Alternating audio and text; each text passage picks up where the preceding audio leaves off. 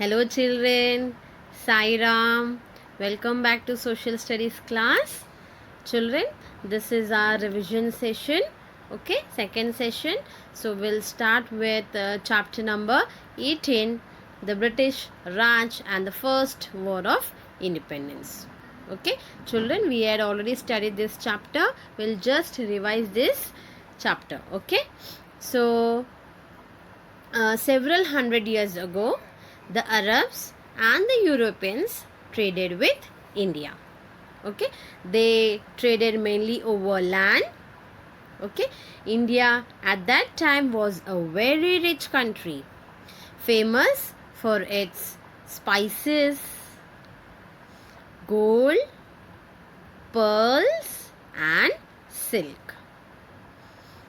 The first European to find a sea route to India, do you remember children who was that person? Yes, the first European to find a sea route to India was the Portuguese. Okay, and who was he? What was his name? Yes, Vasco da Gama. Right. Okay, so he went around. Let us see children. Let us enlarge this. Yes. He started from Europe. Okay. He went around Africa. Okay. And finally, he landed at Calicut in Kerala. Okay. In India. Okay. A little over 500 years ago.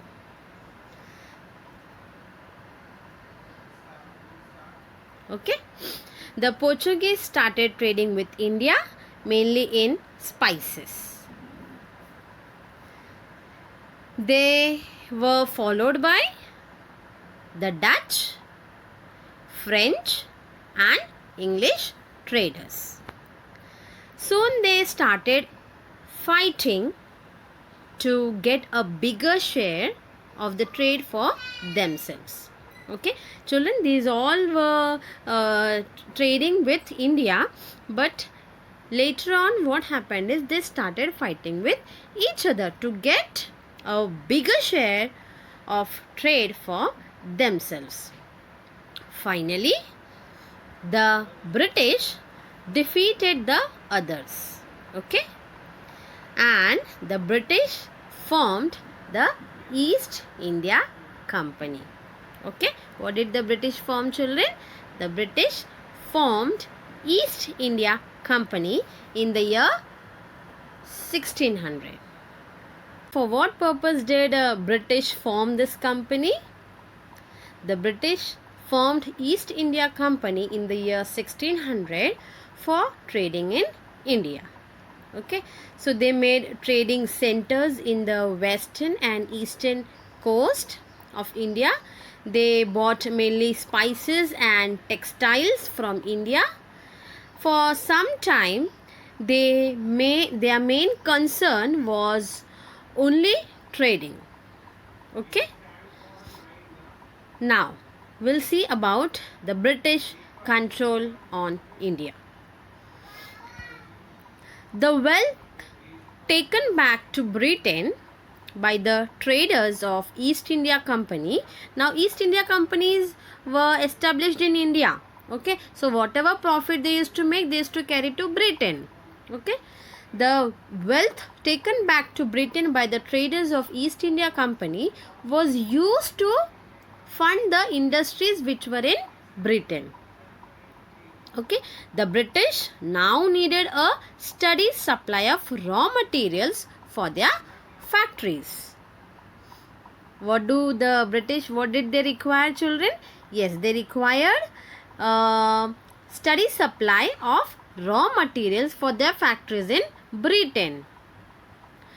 Okay, so the British also needed a market wherein they could sell their goods which were made by their factories.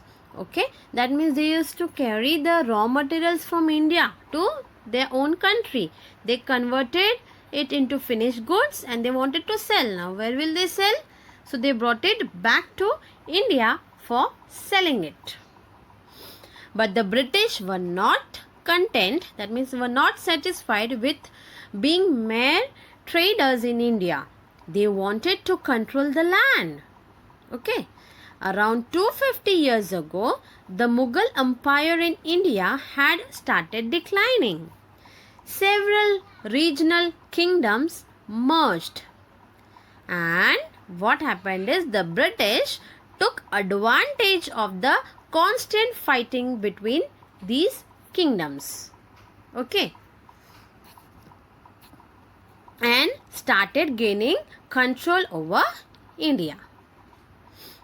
The British took advantage of the constant fighting between these kings or kingdoms, we can say, and started gaining control over India. And the first stage of the British conquest of India was marked by the Battle of Plassey in the year 1757. Okay. Battle of Plassey in the year 1757. Okay. In this battle, the British defeated. Okay. The British defeated Sirajuddaulah, who was the Nawab of Bengal, and became very powerful in Bengal. Over the next 100 years, they extended their control over most of India. Now, due to this, what happened? Let's see. There was discontent among the Indians. Soon there was widespread discontent among the Indians. The officers of the East India Company used unfair means to get rich, and therefore they forced the farmers to grow the crops such as cotton and indigo. Okay. They did so at the cost of the Indians. Okay. They forced the farmers in India to grow crops such as cotton and indigo. And here are the images. Image of a cotton and indigo. So, which crops did the British force the farmers to grow? Yes, it's cotton and indigo.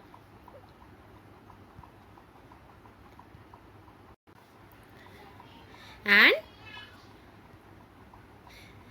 these were the raw materials for their factories. Clear? So, these crops or these cotton and indigo raw material they used to carry to their factories in Britain.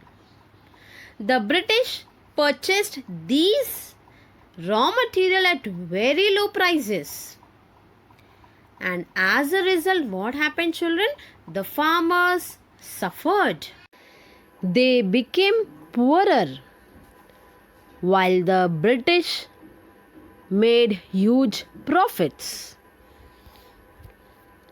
The milk cloth made by the British industries was sold in India.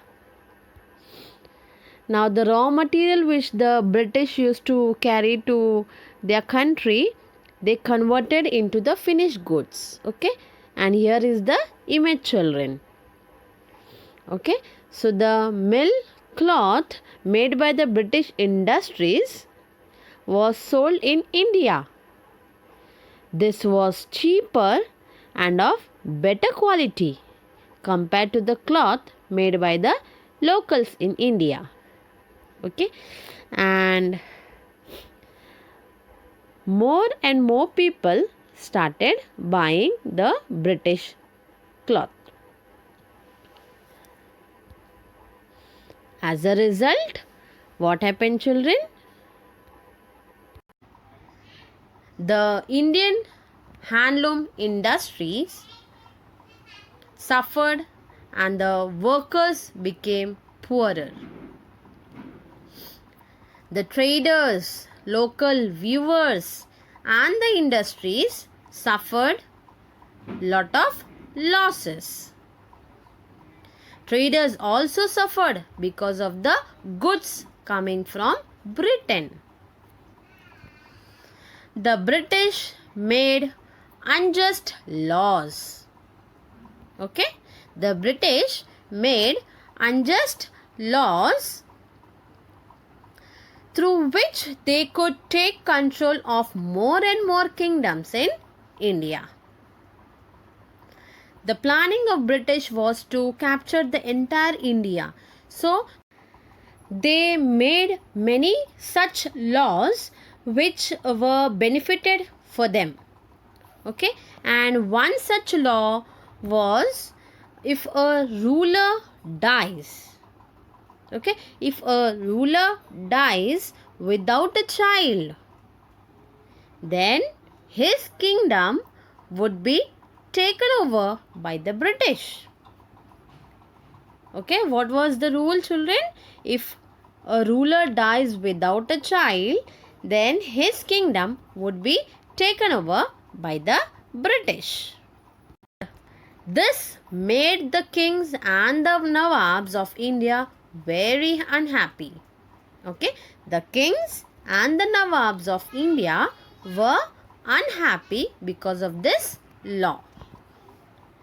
Many of the Indians, that is the farmers, traders, workers and even the rulers, were very angry and dissatisfied with the British rule. Okay, many Indian farmers, traders, workers and even the rulers were angry and dissatisfied with the British rule.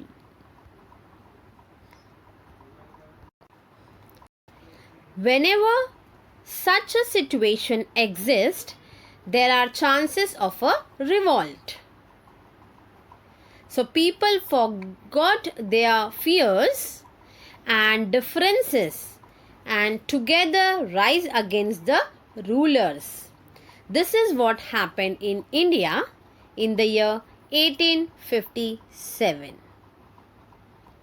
Okay, a small incident started a revolt that quickly spread through the population.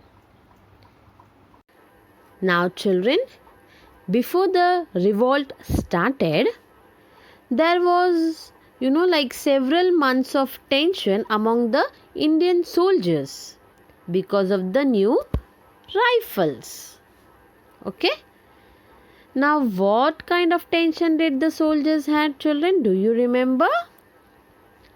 Yes, because of the new rifles they had to use to load these rifles, the soldiers had to bite off the ends of the greased cartridges.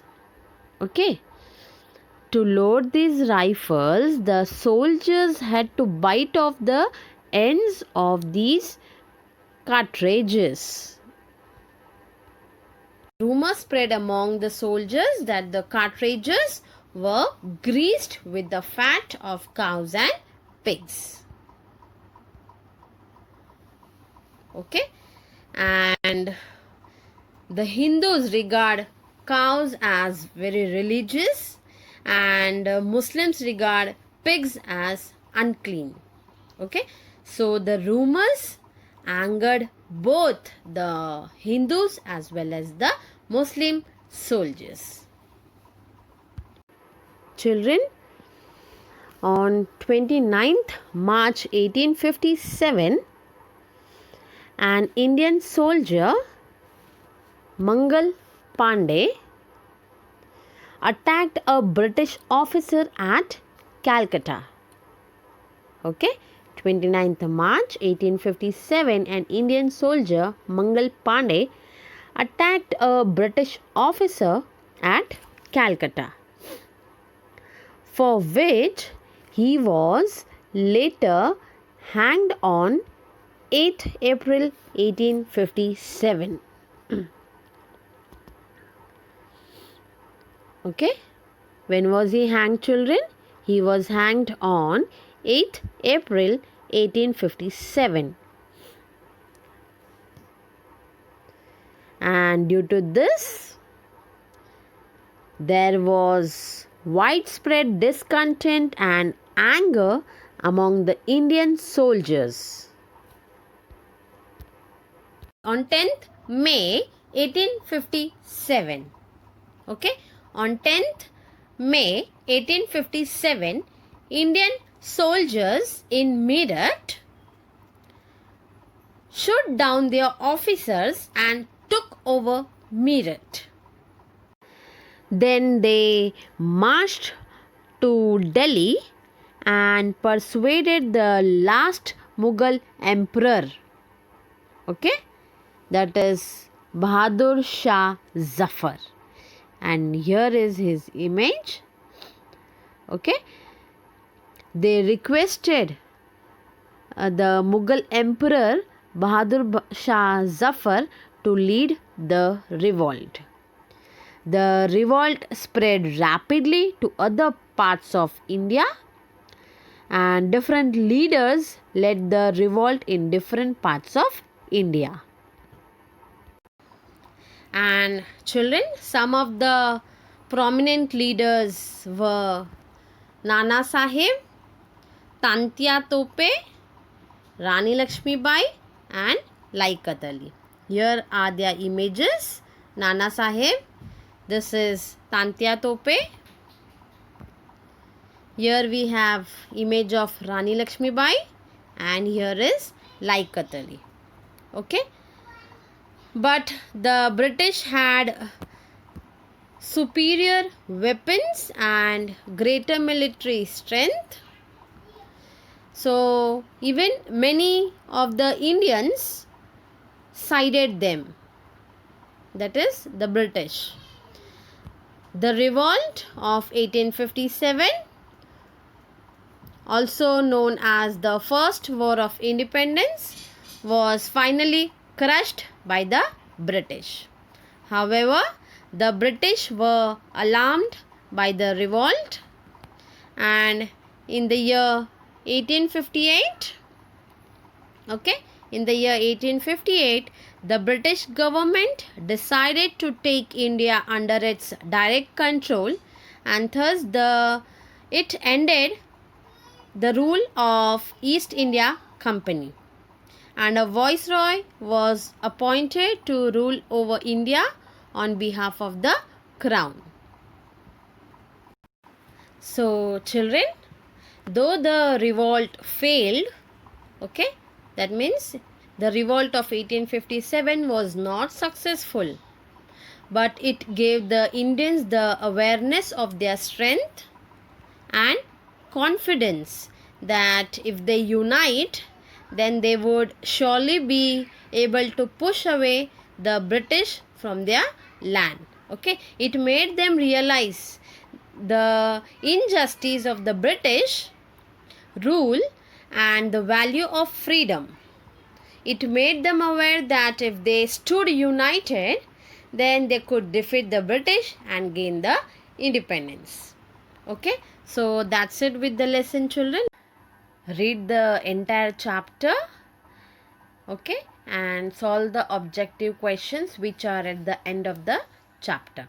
Okay, so do take care of yourself. Goodbye. See you soon.